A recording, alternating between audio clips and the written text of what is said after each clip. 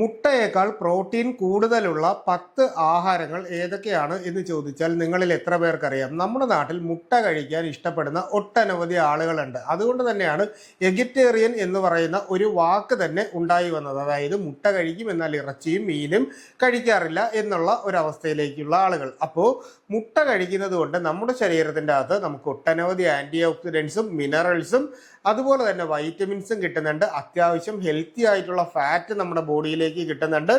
എന്നിരുന്നാലും നമ്മുടെ നാട്ടിൽ കോമൺ ആയിട്ട് ഒട്ടനവധി ആളുകളുടെയും ചിന്ത മുട്ട കഴിച്ചു കഴിഞ്ഞാൽ കൊളസ്ട്രോൾ ഉണ്ടാവും, ഹൃദയാഘാതം വന്ന് നമ്മൾ മരിച്ചു പോവും എന്നുള്ള രീതിയിലാണ്. എന്നാൽ ആ പറയുന്നത് വളരെ തെറ്റായിട്ടുള്ളൊരു കാര്യമാണ് എന്ന് നിങ്ങൾ എല്ലാവരും മനസ്സിലാക്കുക. അത് ഡീറ്റെയിൽ ആയിട്ട് ഞാൻ നേരത്തെ ഒരു വീഡിയോയിൽ പറഞ്ഞിട്ടുമുണ്ട്. അപ്പോൾ എന്നാൽ മുട്ട കഴിക്കാൻ ഇഷ്ടപ്പെടാത്ത ആളുകളുണ്ട്. എന്നാൽ അത്തരക്കാർക്ക് വളരെ ഫലപ്രദമായിട്ട് കഴിക്കാൻ പറ്റുന്ന 10 തരം ആഹാരങ്ങളെ പറ്റിയിട്ടാണ്. അതായത് മുട്ടയേക്കാൾ കുറഞ്ഞ അളവിൽ നമുക്ക് എടുത്തു കഴിച്ചാൽ തന്നെ മുട്ടയേക്കാൾ കൂടുതൽ പ്രോട്ടീൻ നമ്മുടെ ശരീരത്തിലേക്ക് എത്തും എന്നുള്ളതാണ് ഈ പറഞ്ഞ ആഹാരങ്ങളുടെ പ്രത്യേകത. അതിൽ ഏറ്റവും പ്രധാനപ്പെട്ടത് യോഗേർട്ടാണ്. ഈ യോഗേർട്ട് എന്ന് പറയുമ്പോൾ നമ്മുടെ നാട്ടിൽ പലരുടെയും ചിന്താഗതി ഇത് തൈര് തന്നെയല്ലേ, എന്നാൽ തൈര് കഴിച്ചാൽ പോരെ. സത്യത്തിൽ തൈരും യോഗേർട്ടും രണ്ടും രണ്ട് രീതിയിലാണ് ഉള്ളത്. അപ്പോൾ ഈ പറയുന്ന യോഗേർട്ട് കഴിച്ചാൽ നമ്മുടെ ശരീരത്തിൻ്റെ അകത്ത് കാൽസ്യം മെറ്റബോളിസം, അതായത് കാൽസ്യം കിട്ടുന്നതിനും ഫോസ്ഫറസ് കിട്ടുന്നതിനും ഹെൽത്തി ആയിട്ടുള്ള ബാക്ടീരിയാസ് നമ്മുടെ ബോഡിയിലേക്ക് കിട്ടുന്നതിനും ഇത് വളരെയേറെ സഹായിക്കുന്നുണ്ട്. നമ്മുടെ കുടലിൻ്റെ സ്വാഭാവികമായിട്ടുള്ള പ്രവർത്തനം മെച്ചപ്പെടുത്തുന്നതിന് വേണ്ടിയും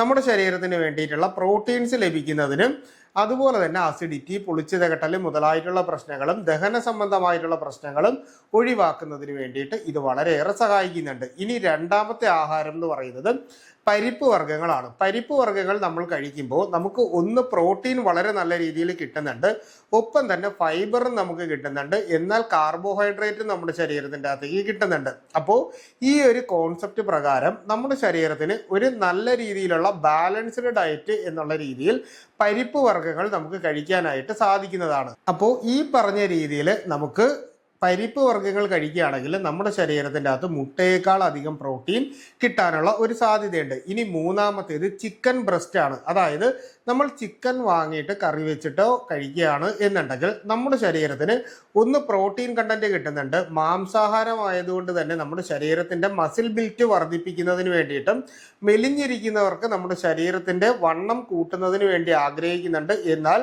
അമിതമായിട്ട് കാർബോഹൈഡ്രേറ്റും അതുപോലെ തന്നെ കൊഴുപ്പും കഴിക്കാൻ താല്പര്യമില്ലാത്തവർക്ക് ചിക്കൻ ബ്രസ്റ്റ് കുക്ക് ചെയ്തിട്ട് കഴിക്കുന്നത് വളരെ നല്ല ഒരു ഓപ്ഷനാണ്. ഇനി അടുത്തതായിട്ട് കടല നമ്മൾ കഴിക്കുന്നത് വളരെ നല്ലതാണ്. കടല വർഗ്ഗങ്ങൾ നമ്മൾ കഴിക്കുമ്പോൾ ഒന്ന് പ്രോട്ടീൻ റിച്ച് ആണ്, അതുപോലെ തന്നെ ഫൈബർ കണ്ടന്റ് നമ്മുടെ ശരീരത്തിൻ്റെ അകത്ത് വരുന്നുണ്ട്. ഇത് ഒന്നുകിൽ പുഴുങ്ങിയിട്ടോ വേവിച്ചതിന് ശേഷമോ നമുക്ക്, അതായത് കറികൾ പോലെ ഉണ്ടാക്കിയതിന് ശേഷമോ നമുക്കിത് കഴിക്കാൻ പറ്റുന്നതാണ്. ഫൈബറും ആൻറ്റി ഓക്സിഡൻസും മിനറൽസും ഒരുപോലെ സപ്ലൈ ചെയ്യാനായിട്ട് ഈ പറയുന്ന കടല വർഗ്ഗങ്ങൾക്ക് വളരെ നല്ല രീതിയിൽ സാധിക്കുന്നുണ്ട്.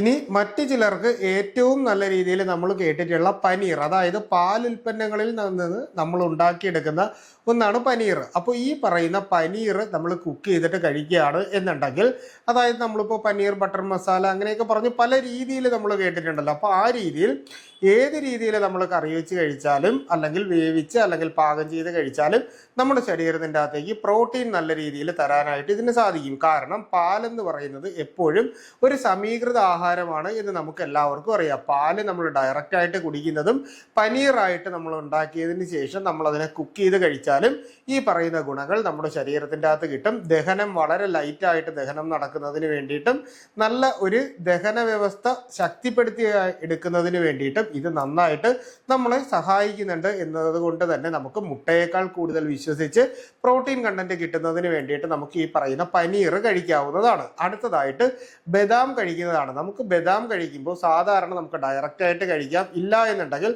പാലിൽ കുതിർത്തോ വെള്ളത്തിൽ കുതിർത്തോ വെച്ച്, അതായത് ഓവർനൈറ്റ് രാത്രിയിൽ ഇട്ട് വെച്ച് രാവിലെ കഴിക്കുന്നത് എപ്പോഴും നമ്മുടെ ശരീരത്തിൻ്റെ അകത്ത് പ്രോട്ടീൻ, അതായത് വളരെ ചെറിയ അളവിൽ ബദാം എടുത്ത്, അതായത് നമ്മളൊരു ദിവസവും ഒരു 5 ബദാം എടുത്തിട്ട് നമ്മൾ ഇതുപോലെ കുതിർത്ത് കഴിച്ചു കഴിഞ്ഞാൽ തന്നെ മുട്ടയേക്കാൾ കൂടുതൽ നമുക്ക് ഈ പറയുന്ന പ്രോട്ടീൻ കണ്ടന്റ് കിട്ടാനും അതുപോലെ തന്നെ ഫൈബർ കണ്ടന്റ് കിട്ടാനും കൂടുതൽ വൈറ്റമിൻസ്, വൈറ്റമിൻ ഇ മുതലായിട്ടുള്ള ഒട്ടനവധി എസെൻഷ്യൽ വൈറ്റമിൻസ് നമ്മുടെ ശരീരത്തിൻ്റെ അകത്തേക്ക് കിട്ടാനും ദിവസം മുഴുവൻ ഊർജത്തോടെയും ഉന്മേഷത്തോടെയും ആരോഗ്യത്തോടെയും ഇരിക്കുന്നതിന് കഴിക്കുന്നതിന് വേണ്ടിയിട്ടും ബദാം പരിപ്പ് സഹായിക്കും. അതുപോലെ ഏറ്റവും പ്രധാനപ്പെട്ട ഒന്നാണ്, നേരത്തെ ഒരു വീഡിയോയിൽ ഞാൻ ഇതിനെ പറ്റിയിട്ട് പറഞ്ഞിട്ടുണ്ട്, അതായത് പംകിൻ സീഡ്, അതായത് മത്തൻ വിത്തിനെ പറ്റി പറഞ്ഞിട്ടുണ്ട്.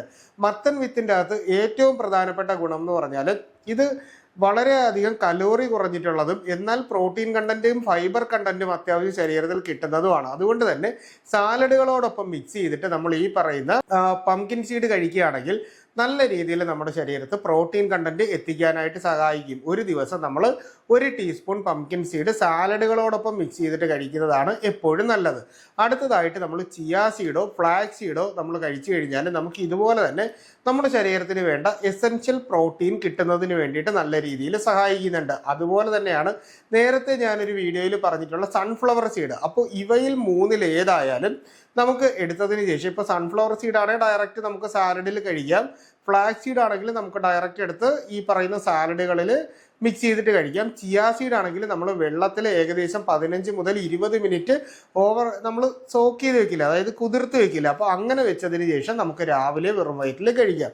ഈ 3 തരത്തിലുള്ള സീഡുകൾ കഴിച്ചു കഴിഞ്ഞാൽ നമ്മുടെ ശരീരത്തിൽ നല്ല രീതിയിൽ പ്രോട്ടീൻ കിട്ടാൻ സഹായിക്കും. അടുത്തതായിട്ട് സോയാബീനാണ്. സോയാബീൻ പരിപ്പായിട്ടോ അല്ലെങ്കിൽ സോയാ ചങ്ക്സ് ആയിട്ടോ നമ്മൾ വാങ്ങിയതിന് ശേഷം ഇതിനെ കറി വെച്ച് നമ്മൾ കഴിച്ചു കഴിഞ്ഞാൽ നമ്മുടെ ശരീരത്തിൽ വേണ്ട ഡെയിലി എസെൻഷ്യൽ നീഡിൻ്റെ പ്രോട്ടീൻ കണ്ടന്റ് നമ്മുടെ ശരീരത്തിൻ്റെ അകത്ത് കിട്ടും. അതായത് ഞാൻ ഉദ്ദേശിക്കുന്നത് അമിതമായിട്ട് വണ്ണം വെക്കാതെ, ഫാറ്റ് കണ്ടന്റ് നമ്മുടെ ശരീരത്തിലേക്ക് എത്താതെ ദഹനം നല്ല രീതിയിൽ നടത്തിക്കൊണ്ട് നമുക്ക് വണ്ണമൊക്കെ കുറയ്ക്കാനൊക്കെ ആഗ്രഹിക്കുന്നവർക്ക് ഈ പറയുന്ന രീതിയിൽ സോയാബീൻ ഒരു കറിയായിട്ട് കഴിക്കുന്നത് എപ്പോഴും വളരെ നല്ലതാണ്. അപ്പോൾ ഈ പറഞ്ഞ രീതിയിൽ നമ്മുടെ നാട്ടിൽ കിട്ടുന്ന പല ആഹാരങ്ങളും സത്യത്തിൽ നമ്മൾ വിചാരിക്കും പ്രോട്ടീൻ ശരീരത്തിലേക്ക് കിട്ടണമെങ്കിൽ മുട്ടയോ ഇറച്ചിയോ മാത്രം കഴിച്ചു കഴിഞ്ഞാൽ നമ്മുടെ ശരീരത്തിൻ്റെ അകത്ത് ഈ പ്രോട്ടീൻ കണ്ടന്റ് കിട്ടൂ എന്നൊരു തെറ്റിദ്ധാരണ നമ്മുടെ നാട്ടിലുണ്ട്. അതായത് വെജിറ്റേറിയൻസിന് പ്രോട്ടീൻ കിട്ടാൻ വലിയ സോഴ്സ് ഒന്നും ഇല്ല എന്നുള്ള ഒരു തെറ്റിദ്ധാരണ. അപ്പോൾ ഇത് തികച്ചും നമ്മുടെ നാട്ടിലുള്ള ആളുകൾ പറഞ്ഞു പരത്തുന്ന ഒരു കാര്യമാണ്. സത്യത്തിൽ നമ്മൾ കഴിക്കുന്ന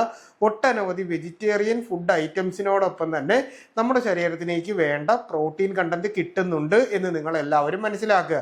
പ്രോട്ടീൻ എപ്പോഴും നമ്മുടെ ശരീരത്തിൻ്റെ എസെൻഷ്യൽ ബിൽഡിംഗ് ബ്ലോക്കുകളാണ്. അതായത് ശരീരത്തിൻ്റെ മെറ്റബോളിസം ഇംപ്രൂവ് ചെയ്ത് മസിൽ നല്ല രീതിയിൽ പ്രവർത്തിക്കുന്നതിന് വേണ്ടിയിട്ട് നമ്മുടെ ഊർജവും ഉന്മേഷവും കൃത്യമായിട്ട് നമുക്ക് നിലനിർത്തിക്കൊണ്ടു പോകുന്നതിനും നമുക്ക് എന്തെങ്കിലും ബ്രെയിനൊക്കെ നല്ല ഷാർപ്പായിട്ട് വർക്ക് ചെയ്യണമെങ്കിലും ഒക്കെ നമുക്ക് ഈ പറയുന്ന പ്രോട്ടീൻ കണ്ടന്റ് നമ്മുടെ ശരീരത്തിൽ വളരെ അത്യാവശ്യമായിട്ടുള്ള ഒന്നാണ്. അപ്പോൾ ഈ പറയുന്ന പ്രോട്ടീൻ ശരീരത്തിൽ എത്തിക്കുന്നതിന് വെജിറ്റേറിയൻസിന് വെജിറ്റേറിയൻ സ്റ്റൈലിലുള്ള ആഹാരങ്ങൾ തന്നെ കഴിക്കാം. നോൺ വെജിറ്റേറിയൻസിന് ഇറച്ചിയും മീനും ഒക്കെ കഴിക്കുന്നതിലൂടെ അത്യാവശ്യം പ്രോട്ടീൻ കണ്ടന്റ് കിട്ടും. ഒപ്പം തന്നെ വെജിറ്റേറിയൻ ആയിട്ടുള്ള ഈ പറഞ്ഞ ഡിഷസ് കൂടി ഇൻക്ലൂഡ് ചെയ്ത് കഴിഞ്ഞാൽ നമുക്ക് മുട്ട ഒഴിവാക്കിക്കൊണ്ട് നമുക്ക് ഈ പറയുന്ന രീതിയിൽ കഴിക്കാം.